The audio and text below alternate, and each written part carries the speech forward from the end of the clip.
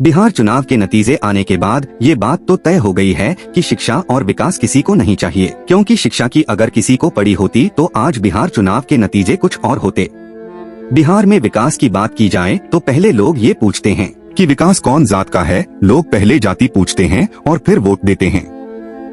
लगता है आज के बाद कोई भी एजुकेटेड इंसान चुनाव में खड़ा नहीं होगा, और होगा भी क्यों, जब पढ़ाई से किसी को कुछ लेना देना ही नहीं है। बिहार में दरभंगा सीट पर R.K. मिश्रा जी खड़े थे, जो रिटायर्ड IPS ऑफिसर और फॉर्मर DG थे, जो हार गए।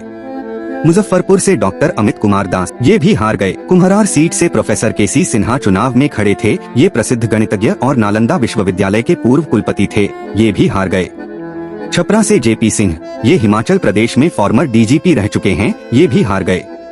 नोखा से नसरुल्लाह खान, जो retired DSP of Jharkhand police है, इन्हें इनकी विशिष्ट सेवा के लिए राष्ट्रपति पुरस्कार भी मिला हुआ है, ये भी हार गए। और मांझी से यदुवंश गिरी, जो पटना हाई कोर्ट में सीनियर लॉयर है, ये भी हार गए।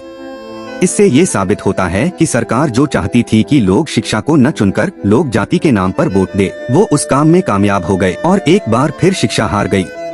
इस पर तो ये बात फिट बैठती है कि गरीब अगर अनपढ़ रहेगा तभी तो भेड़ बकरियों की तरह इन नेताओं के इशारों पर चलेगा। सभी जानते हैं कि यही अनपढ़ लोग इनका वोट बैंक है, जो धर्म और जात के नाम पर वोट देते आए हैं। इसलिए डॉक्टर भीमराव अंबेडकर जी ने 1942 में कहा था कि एजुकेट, एजिटेट एंड ऑर्गेनाइज की जनता अगर पढ़ लिख गई तो नेताओं के लिए बड़ी समस्या हो जाएगी। बिहार के लोगों ने ये नहीं सोचा कि शायद इस बार अगर वो सरकार बदल दे तो शायद इस बार उन्हें हर साल की तरह बिहार छोड़कर दूसरे स्टेट्स में काम करने के लिए ना जाना पड़े, लेकिन उन्होंने कुछ और चुना।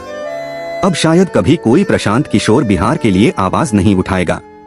ये सिचुएशन है इस टाइम इंडिया की, इसलिए सोच समझकर सही लोगों को चुने।